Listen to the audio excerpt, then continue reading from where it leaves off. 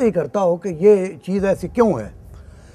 अच्छा, और दूसरा ये है कि उसकी जो सतह है ये दो किस्म, एक होता है अवामी अदब, एक होता है जिसको हम अदब आलिया कहते हैं या हम कहते हैं कि जी संजीदा अदब है। इसकी अब ये एक बड़ा कंट्रोवर्शियल सवाल है। अवामी अदब की ये मिसाल है कि वो सहाफ़त के करीब होता है। सहाफ़त एक सच्चाई की अलमबरदार होती है, जो वाक़या जिस तरह हुआ, जो हालात जैसे हैं उसकी वो तर्जमानी, उसका तज्ज़िया करके वो पेश करती है अपने अल्फाज में सादा, ताकि वो लोगों तक कन्वे हो जाए। तो जो अवामी अदब होता है वो भी उसके करीब होता है, यानी वो भी उसको सच्चाई के साथ बयान करता है और अवाम से वो हम कलाम होता है। जो अदब आलिया जिसको हम कहते हैं कि थोड़ा सा एलिवेटेड समझ लें, ज़ुबान बयान के हवाले से अलामत इस्तारा आ जाता है उसमें, उसकी उम्र ज़्यादा होती है, उसकी मार भी बड़ी दूर तक होती है, कई ज़माने उसमें आ जाते हैं। मसलन गालिब जो है उसको आप देखें कि वो कितने ज़मानों पर फैला हुआ है, वो कल भी रेलिवेंट था, आज भी है। गालिब के शेर को हम आप उसमें से मार्शल लॉ का भी निकाल सकते हैं कि उसके खिलाफ लिखा हुआ है, यानी वो उसकी इतनी उसकी में गुंजाइश होती है। तो मैं ये समझता हूँ कि एक और सूरत भी होती है जिस पर मैं ख़ुद अमल करता हूँ कि ऐसा हो कि जो अवाम और ख़ास दोनों को काबिल कबूल हो, यानी अवाम के साथ भी वो हम कलाम होते हुए उसमें थोड़ी सी इतनी ज़ुबान बयान के हवाले से और थोड़ा सा कि वो उसको ख़ास लोग जो हैं पढ़े लिखे जो अजहान हैं वो उसको कबूल करें। तो मैं ये कोशिश करता रहा हूँ और मैं समझता हूँ मैं काफ़ी हद तक उसमें कामयाब रहा। मंशा साहब, एक गुजारिश ये करनी है कि जो जुज़ियात निगारी होती है वो कहानी के हुस्न में इजाफा करती है, लेकिन जो अफसाना आजकल लिखा जा रहा है वो इस हुस्न से महरूम होता चला जा रहा है। इसकी क्या वजह है? नजीब साहब, ये इसकी वजह ये आई, ये जो अलामती असलूब आया, तजरीदी असलूब आया, इसकी वजह से, और इसमें इजाज़ और इख्तसार आया।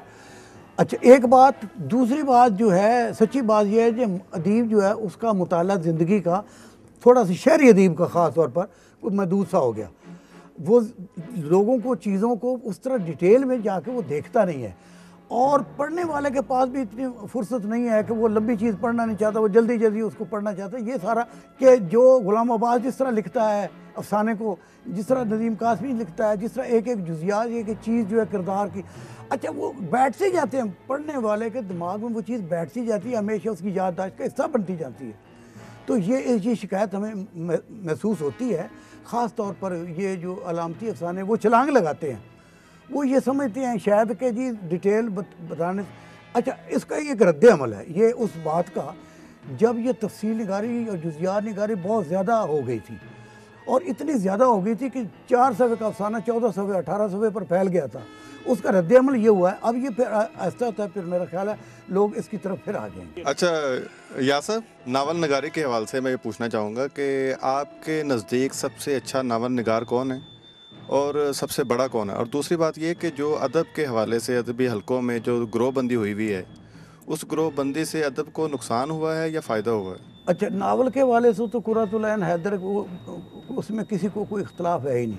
सबसे बड़ी फिक्शन राइटर जो है वो कुर्रतुल ऐन हैदर को माना जाता है। बाकी जो है, जो दूसरा सवाल का हिस्सा है आपका कि जो ग्रोह बंदी है, ये हर दौर में और हर जगह ये चीज़ें कुदरती तौर पर होती हैं, और मैं नहीं समझता कि इससे कोई नुकसान पहुंचता है। इससे मेरा ख्याल है कुछ फ़ायदा भी पहुंचता है कि आप जो है वो किसी आपको मुतरक था, मगर खून क्या गर्म रखने का ये है कि बहाना, उससे आदमी जो है ये एक तहरीक भी हासिल करता है। और ये हुआ है, मैंने तो देखा है कि अगर दो ग्रोहों में कोई इख्तलाफ है तो वो फ़नी तौर पर या वो लिखने के हद तक वो कोशिश करते हैं कि ज़्यादा से ज़्यादा अच्छी चीज़ लिखी जाए और ज़्यादा से ज़्यादा अहल लोगों को करीब लाया जाए।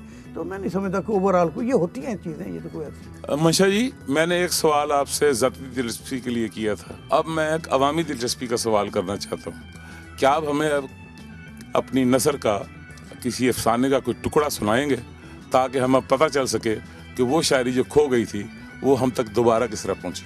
ये है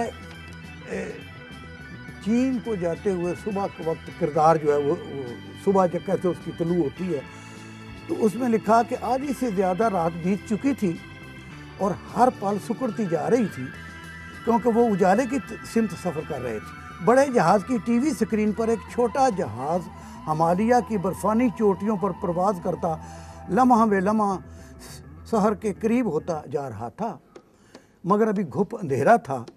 برف سے ڈھکے ہوئے پہاڑی سلسلوں کے درمیان کہیں کہیں کوئی اکا دکا چراغ ٹمٹماتا نظر آتا تو وہ انسانی جد و جہد اور جستجو کے بارے میں سوچنے لگتا کہ دشوار گزار پہاڑوں، بے پایاں سمندروں اور لکو تک صحراؤں میں انسانی قدم کہاں کہاں نہیں پہنچے۔ پھر اسے اولین دور کے انسانوں کا خیال آنے لگا، وہ اس تاریک، ویران اور خطرات سے پر زمین پر کیسے زندگی بسر کرتے ہوں گے، اور اس کے جد امجد کی کیا شکل و صورت اور حلیہ رہا ہوگا۔ پھر پو پھٹی اور یوں روشنی پھیلتی چلی گئی۔ اسے لگا جیسے کائناتی سائز کا لٹھے کا تھان آہستہ آہستہ کھلتا جا رہا ہے۔ اس نے زندگی میں کئی بار رات کو صبح، آمریت کو جمہوریت اور ظلمت کو روشنی میں تبدیل ہوتے دیکھا تھا، لیکن اتنی خوبصورت اجلی اور طویل صبح طلوع ہوتے ہوئے شاید ہی پہلے کبھی دیکھی ہو۔ اسے لگا جیسے اب تک وہ اجالے کا استقبال کرتا آیا تھا، مگر آج اجالا اس کا انتظار کر رہا تھا۔ یہ نہایت عجیب اور دلکش منظر تھا۔ زمین پر وادیوں میں ابھی رات تھی، مگر پہاڑی چوٹیوں کے برف پر دھوپ مسکرا رہی تھی۔ نیچے تاریکی مگر اوپر آسمان روشن۔ جہاز کے پر اب صاف نظر آنے لگے تھے اور فضا میں جگہ جگہ دھمکی ہوئی روئی کے مانند بادلوں کی بستیاں دکھائی دینے لگی تھیں، جو لمحہ بے لمحہ زیادہ اجلی اور سفید ہوتی جا رہی تھی۔ وہ ان بستیوں کے نام سوچنے لگا: پینگ پورہ، خمار کوٹ، نیند نگر، خواب گڑھ، سپنوں کا گاؤں، نور آباد وغیرہ۔ پھر ان نقرئی بادل بستیوں کے گرد سونے کی فصیلیں تعمیر ہونے لگی۔ اسے کہیں آسمانوں سے گیتا رائے کی آواز سنائی دی: دھرتی سے دور گورے بادلوں کے پار آجا بسا لیں نیا سنسار آجا۔ گیت ختم ہوتا تو وہ ذہن کے ریکارڈ پلیئر پر اسے پھر نئے سرے سے لگا دیتا۔